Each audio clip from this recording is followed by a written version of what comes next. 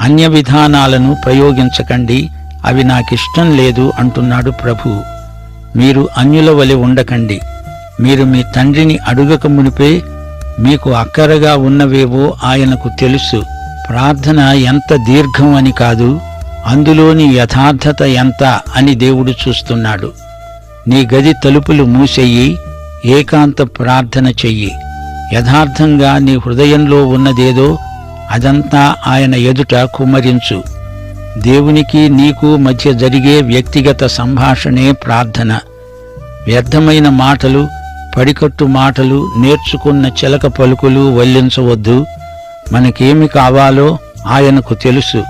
అయినా ఆయన మనల్ని అడగమంటున్నాడు గనుక మనం అడగాలి. ఎలా అడుగుతున్నామో అది ఆయన గమనిస్తున్నాడు.